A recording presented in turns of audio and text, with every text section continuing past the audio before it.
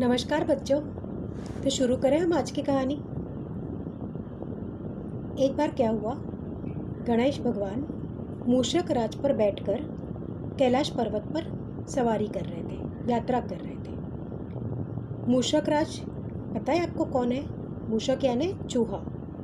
गणेश जी का वाहन चूहा होता है। तो चूहे पर बैठकर वो घूम रहे थे।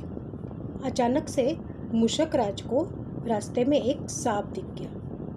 अब सांप देखने से उसने थोड़ा सा अपना रास्ता बदलने की कोशिश की, तो उस चक्कर में गणपति भगवान, उनका मोटा शरीर था, चूहा छोटा सा था, तो धड़ाम से गिर गए। अब जैसे ही वो गिरे, मूषक राज ने उनसे माफ़ी मांगी कि माफ़ कीजिएगा, एक सांप रास्ते में आने की वजह से आप गिर पड़े।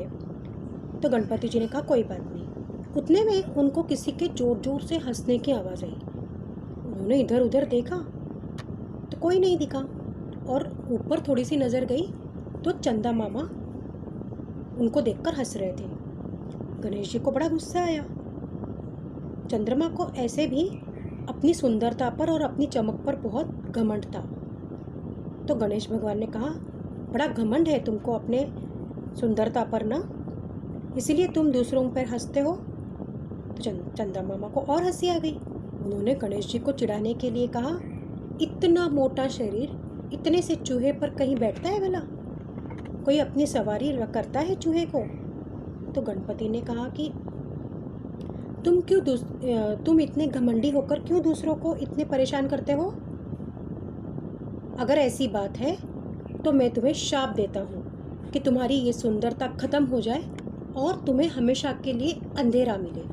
तुम्हारी ये सारी चमक खत्म हो जाएगी। और देखते ही देखते क्या हुआ, चंद्रमा पूरा काला बन गया। सब कुछ अंधेरा अंधेरा हो गया, चारों तरफ अंधेरा। रात में जो थोड़ी बहुत चंद्रमा की चमक पृथ्वी पर गिरती थी वो भी बंद हो गई। अब सारे लोग परेशान हो गए।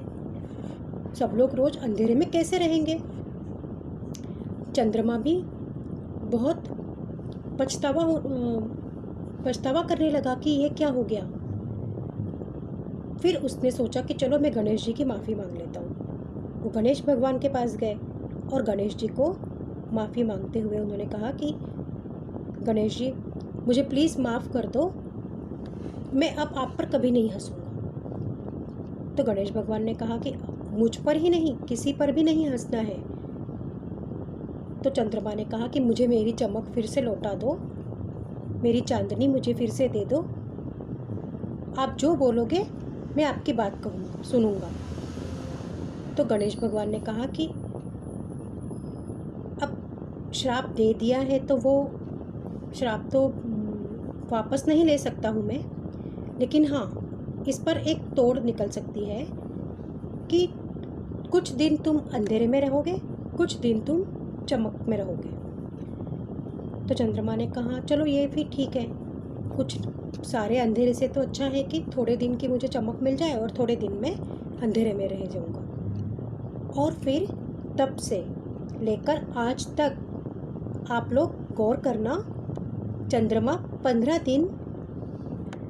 दिन का अंधेरे में रहता है और 15 दिन तक उजाले में रहते हैं। उन्हीं को हम दो पक्षों में बांट दिए हैं, एक शुक्ल पक्ष और एक कृष्ण पक्ष। कृष्ण पक्ष यानी अंधेरा और शुक्ल यानी शुभ्र, उजाला। तब से ही चंद्रमा को श्राप लग गया था और